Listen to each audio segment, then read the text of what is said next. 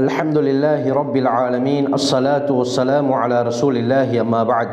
கண்ணியத்திற்குரிய இறைவனின் நல்லடியார்களே, அல்லாஹ்வின் சாந்தியும் சமாதானமும் என்றென்றும் நம் அனைவர் மீதும் உண்டாவதாக. தொடர்ந்து ஹதரத் ரசூலுல்லாஹி ஸல்லல்லாஹு அலைஹி வஸல்லம் அவர்களுடைய வாழ்க்கை வரலாறுகளை தெளிவான ஆதாரங்களுடன் ஒவ்வொரு பாகமாக ஆரம்பத்திலிருந்து பார்த்து கொண்டு வருகிறோம். முந்தைய பகுதிகளை பார்க்காத சகோதரர்கள் அதனுடைய ஃபுல் பிளேலிஸ்ட்டை கீழே டிஸ்கிரிப்ஷன் பாக்ஸில் தருகிறேன், செக் பண்ணி பார்த்துக் கொள்ளுங்கள்.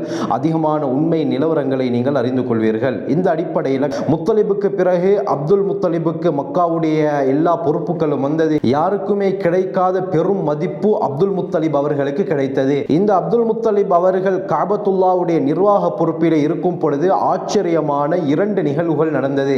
அதில் முதலாவது என்னவென்றால், ஜம்சம் கிணறு கண்டுபிடிக்கப்பட்டது. அதாவது ஜுர்ஹும் கூட்டத்தார் மக்காவிலிருந்து வெளியேற்றப்பட்ட பொழுது அந்த ஜம்சம் கிணற்றை அப்படியே மூடி மறைத்து விட்டு சென்று விட்டார்கள். அந்த கிணற்றுக்குள்ளால் பல விடயங்கள், அதாவது கவச ஆடைகள், வாள்கள், இதே போல 2 மான் சிலைகள் போன்றவற்றை எல்லாம் அந்த ஜம்சம் கிணற்றுக்குள்ளால போட்டு மூடிவிட்டு சென்று விட்டார்கள். அதற்கு பிறகு ஜம்சம் கிணறு எந்த இடத்தில் இருக்கிறது என்று யாருக்கும் தெரியாமல் போய்விட்டது. எப்ப அப்துல் முத்தலிப் காபத்துல்லாவுடைய நிர்வாக பொறுப்பை எடுத்தாரோ, இப்னு ஹிஷாம் ரஹ்மத்துல்லாஹி அலைஹி தங்களுடைய சீராவிலே தெளிவாக இதை பற்றி கூறுகிறார்கள். அல்லாஹ் சுப்ஹானஹு வ தஆலா ஜம்சம் கிணறு இருந்த இடத்தை கனவிலே அப்துல் முத்தலிப் அவர்களுக்கு காட்டினான். பிறகு அந்த இடத்தை கண்டுபிடித்து அப்துல் முத்தலிப் தோண்டியதும் அதற்குள்ளால அந்த ஜுர்ஹும் கூட்டத்தார் மக்காவை விட்டு வெளியேறும் பொழுது என்னென்ன சாமான்களை போட்டார்களோ அந்த பொருட்களும் அந்த கிணறும் கண்டுபிடிக்கப்பட்டது. அந்த ஜம்சம் கிணற்றுக்குள்ளால பல வாள்கள் இருந்தன, இதே போல பல கவச ஆடைகள், இதே போல 2 மான் சிலைகள் இருந்தது. இந்த சந்தர்ப்பத்தில் அப்துல் முத்தலிப் என்ன செஞ்சார்டா, அந்த வாட்களை எல்லாத்தையும் உருக்கி காபத்துல்லாவுடைய கதவாக ஆக்கினார். அந்த 2 மான் சிலைகளை உருக்கி காபத்துல்லாவுடைய கதவுக்கு மேலான தகடுகளை போல ஆக்கினார். அதற்கு பிறகு அந்த கிணற்றை சுத்தம் செய்து வரக்கூடிய ஹாஜிமார்களுக்கு தண்ணீர் புகட்டினார். இந்த சந்தர்ப்பத்தில் குறைஷியர்கள் பலர் வந்து அப்துல் முத்தலிபிடத்தில், இந்த ஜம்சம் கிணற்றுடைய பொறுப்பு உங்களுக்கு மட்டும் இருக்கிறது, அது எங்களுக்கும் பங்கு இருக்கிறது, அதனால் அந்த ஜம்சம் கிணற்றுடைய பங்கிலே எங்களுக்கும் பங்கை தாருங்கள் என்று கேட்ட நேரத்தில் அப்துல் முத்தலிப் சொன்னார், இந்த ஜம்சம் கிணறு எனக்கு மட்டும் சொந்தமான, அதனால் இதில் யாருக்கும் பங்கை கொடுக்க மாட்டேன் என்று சொல்லி அவர்களை திருப்பி அனுப்ப அவர்களும் மீண்டும் மீண்டும் இதை பற்றி கேட்க கடைசியாக ஒரு முடிவெடுத்தார்கள். அது என்னண்டா, அந்த காலத்தில் ஷாம்ல சஅத் ஹுசைன் கோத்திரத்தாரை சேர்ந்த ஒரு புகழ்பெற்ற குறி சொல்லக்கூடிய ஒரு பெண் இருந்தால், ஏதாவது முக்கியமான விடயமாக இருந்தால் குறைஷிகள் அந்த பெண்ணிடத்தில் தான் வளமையாக செல்வார்கள். இந்த சந்தர்ப்பத்திலும் குறைஷர்கள் முடிவெடுக்கிறாங்க, என்னண்டா நாங்க ஷாமுக்கு போய் அந்த பெண்ணிடத்திலே இதை பற்றி குறி கேட்போம், அவள் என்ன சொல்கிறாரோ அதன் பிரகாரம் நாங்கள் எங்களுடைய செயற்பாடுகளை அமைத்துக் கொள்வோம் என்று சொல்லி அப்துல் முத்தலிப் உட்பட யாரெல்லாம் பங்கு வேண்டும் என்று வாதிட்டார்களோ அவர்கள் எல்லாம் சேர்ந்து ஷாமை நோக்கி செல்ல ஆரம்பித்தார்கள். வழியிலே போகும் பொழுது அனைவருடைய தண்ணீரும் தீர்ந்து விட்டது. இந்த சந்தர்ப்பத்தில் அல்லாஹ் சுப்ஹானஹு வ தஆலா அப்துல் முத்தலிபுக்கு மட்டும் மழையை பொழிய வைத்து அல்லாஹ் தண்ணீரை கொடுத்தார். அப்துல் முத்தலிபுடன் சென்ற வேறு யாருக்கும் அந்த மழையிலிருந்து ஒரு துளி கூட கிடைக்கவில்லை, அவர்கள் மீது பெய்யவில்லை.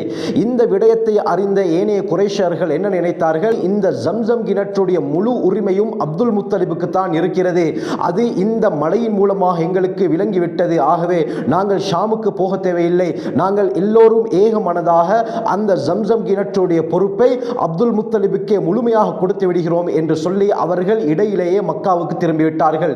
இந்த சந்தர்ப்பத்தில் அப்துல் முத்தலிப் ஒரு நேர்ச்சை வைத்தார், என்னாண்டா எனக்கு 10 ஆண் குழந்தைகள் பிறந்து அவர்கள் உதவக்கூடிய காலம் வந்ததற்கு பிறகு அவர்களில் யாராவது ஒருவரை அல்லாஹுக்காக காபத்துல்லாஹுக்காக வேண்டி பலியிடுவேன் என்று அவர் ஒரு நேர்ச்சையை வைத்தார். அடுத்து 2வது முக்கியமான நிகழ்வு, அந்த காலத்தில் அபிசீனியா, அதாவது தற்காலத்தில் எத்தியோப்பியாவுக்கு அபிசீனியா என்று சொல்லப்படும், இந்த அபிசீனியாவை ஆட்சி செய்தது நஜாஷி என்ற மன்னர். இவர் யமனுக்கு ஆளுநராக அப்ரஹா என்பவனை நியமித்திருந்தார். இவன் சர்வாதிகார ஒரு ஆட்சியாளனாக இருந்தான், கொடுங்கோலனாக இருந்தான். இவன் இந்த காபத்துல்லாவுடைய புகழை கேள்விப்பட்டு யமனுடைய தலைநகர் சனாவிலே ஒரு பெரும் ஒரு ஆலயத்தை கட்டி யாரெல்லாம் ஹஜ்ஜுக்கு செல்கிறார்களோ அந்த மக்களை எல்லாம் தான் கட்டிய இந்த ஆலயத்தின் பக்கம் திசை திருப்ப முயற்சி செய்து கொண்டிருந்தான். இனிமே யாரும் அங்கே போகக்கூடாது, இனி அவர்கள் ஹஜ் செய்வதாக இருந்தால் என்னுடைய ஆலயத்துக்கு தான் வர வேண்டும் என்று இவன் கோஷம் எழுப்பிக் கொண்டிருந்தான். இந்த விடயத்தை கேள்விப்பட்ட கினானா வம்சத்தை சேர்ந்த ஒரு மனிதர் என்ன செய்தார், இரவோடு இரவாக யாருக்கும் தெரியாமல் அந்த அப்ரஹாவுடைய ஆலயத்துக்குள்ளால் சென்று மலம் கழித்து அந்த ஆலயத்தை அசுத்தப்படுத்தி விட்டார். இதை கேள்விப்பட்ட இந்த அப்ரஹா கொதித்தெழுந்தான். இதற்கு முக்கியமாக காரணமாக இருந்தது அந்த மக்காவிலே இருக்கக்கூடிய காபத்துல்லா. அந்த காபத்துல்லாவை முழுமையாக இடித்து விட்டால் மக்கள் யாருமே அந்த இடத்திற்கு செல்ல மாட்டார்கள், என்னுடைய ஆலயத்தை நோக்கித்தான் வருவார்கள் என்று நினைத்த இவன் 60,000 பேரை கொண்ட ஒரு பெரும் படையை தயாரித்து காபாவை இடிப்பதற்காக யமனுடைய சனாவிலிருந்து புறப்பட ஆரம்பித்தான். அதற்கு பிறகு முஸ்தலிஃபாவுக்கும் மினாவுக்கும் மத்தியிலே இருக்கக்கூடிய முக்கியமான ஒரு பள்ளத்தாக்கு தான் வாதி முஹஸ்ஸிர் என்ற பள்ளத்தாக்கு. இந்த பள்ளத்தாக்கு இருக்கும் இடத்துக்கு அப்ரஹாவுடைய படை வந்ததும் அப்ரஹா எந்த யானையின் மீது பயணித்து வந்தானோ அந்த யானை நகராமல் அப்படியே உட்கார்ந்து கொண்டது. தெற்கு பக்கமாக, வடக்கு பக்கமாக, கிழக்கு பக்கமாக நகர வைத்தால் அது நகர்ந்தது. ஆனால் மேற்கு பக்கமாக மட்டும் இந்த யானை நகரவில்லை, அப்படியே அமர்ந்து கொண்டது. காரணம் என்னவென்றால் மேற்கு பக்கமாகத்தான் காபத்துல்லா இருந்தது. எவ்வளவு முயற்சி செய்தும் அந்த யானையால் நகர முடியாமல் போனது.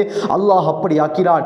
இந்த முஹஸ்ஸிர் என்ற பள்ளத்தாக்கிலே இந்த அப்ரஹாவுடைய 60,000 படையினரும் இருந்த சந்தர்ப்பத்தில் தான் அல்லாஹ் குர்ஆனிலே 105வது அத்தியாயம் சூரா ஃபீலிலே இதை பற்றி கூறும் பொழுது, அலம் தர கைஃப ஃபஅல ரப்புக பி அஸ்ஹாபில் ஃபீல், முஹம்மதே ஸல்லல்லாஹு அலைஹி வஸல்லம், உமது இரட்சகன் அந்த யாடை படையினரை எவ்வாறு செய்தான் என்பதை நீங்கள் பார்க்கவில்லையா என்று இந்த அப்ரஹாவுக்கு நடந்த அந்த விடயத்தை பற்றி அல்லாஹ் கூறுகிறான். அருமையானவர்களே, இந்த வாதி முஹஸ்ஸிரிலே இருக்கும் பொழுது அல்லாஹ் அர்ஸல அலைஹிம் தைரன் அபாபில், அபாபில் என்ற ஒரு பறவை கூட்டத்தை அல்லாஹ் அவர்களின் மீது அனுப்பினான். இந்த பறவைகள் சுடப்பட்ட கற்களை சுமந்து கொண்டு வந்தன. கிதாபுகள் எழுதுறாங்க எந்த அளவுக்குண்டா, இதனுடைய சொண்டிலும் இதனுடைய 2 கால்களிலும் மொத்தமாக ஒவ்வொரு பறவையிடத்திலும் 3 கற்கள் இருந்தன. இந்த கற்கள் பருப்பை விட பெரியதாகவும் கடலையை விட சிறியதாகவும் இருந்தது. இந்த அளவிலான 3 கற்களை ஒவ்வொரு பறவைகளும் சுமந்து கொண்டு வந்தது. அல்லாமா இப்னு ஹிஷாம் தங்களுடைய சீராவிலே குறிப்பிடுகிறார்கள், இந்த கற்களை அந்த படையினரின் மீது அந்த பறவைகள் போட்டது. அருமையானவர்களே, இந்த கற்களின் மூலமாக எந்த படையினரின் மீது விழுந்ததோ அந்த மனிதர்களுடைய உறுப்புகள் எல்லாம் அப்படியே துண்டு துண்டாக்கப்பட்டது. அல்லாஹ் இதை பற்றி குர்ஆனிலே கூறும் பொழுது, தர்மீஹிம் பிஹிஜாரத்தின் மின் சிஜ்ஜில், அவர்களின் மீது சுடப்பட்ட கற்களை இந்த பறவைகள் எறிந்தன. ஃபஜஅலஹும் கஅஸ்ஃபின் மஅகூல், சப்பப்பட்ட வைக்கோல்களை போல அல்லாஹ் அவர்களை ஆக்கிவிட்டான் என்பதாக இந்த அப்ரஹாவுடைய படையினரை பற்றி அல்லாஹ் சூரா ஃபீலிலே தெளிவாக குறிப்பிடுகிறான். அருமையானவர்களே, இந்த பறவைகள் தங்களுடைய சொண்டிலும் தங்களுடைய கால்களிலும் இருந்த கற்களை போட்டன.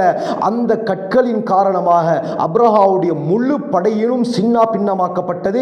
யானைகள், குதிரைகள் உட்பட எந்த படையெல்லாம் வந்ததோ எல்லா படையினரையும் அல்லாஹ் அந்த முஹஸ்ஸிர் என்ற பள்ளத்தாக்கிலே அழித்தொழித்தான். ஆனால் இந்த படையிலே இருந்த சிலர் மீது கற்கள் எறியப்படவில்லை, கற்கள் விழவில்லை.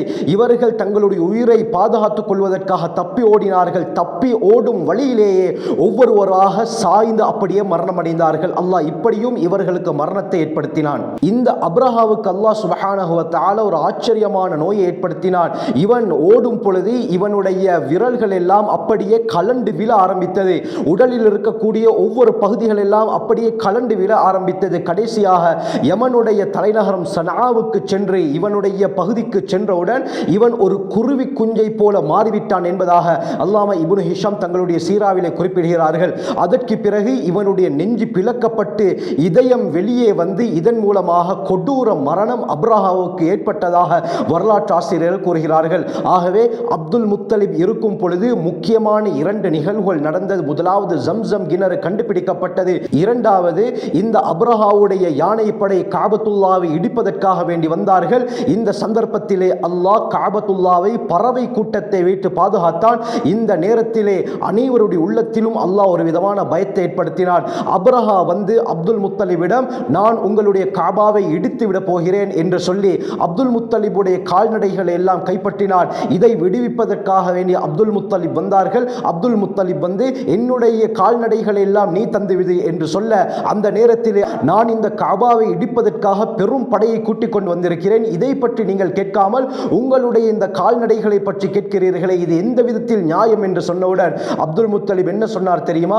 இந்த கால்நடைகளுக்கு சொந்தக்காரன் நான், அதனால் இதை கேட்பதற்கு நான் வந்திருக்கிறேன். இந்த காபாவுக்கு சொந்தக்காரன் அல்லாஹ், அதை அவன் பார்த்துக் கொள்வான் என்று சொல்லி தன்னுடைய கால்நடைகளை விடுவித்துக் கொண்டு அப்துல் முத்தலிப் சென்று விட்டார். அதற்கு பிறகுதான் அருமையானவர்களே, அல்லாஹ் தன்னுடைய வீட்டை பாதுகாப்பதற்காக வேண்டி பெரும் ஒரு படையை அனுப்பவில்லை, வெறுமனமே ஒரு பறவை கூட்டத்தை அனுப்பி 60,000 பேர்களையும் அல்லாஹ் ஷைத்தான் நிலை குலைய செய்தான்.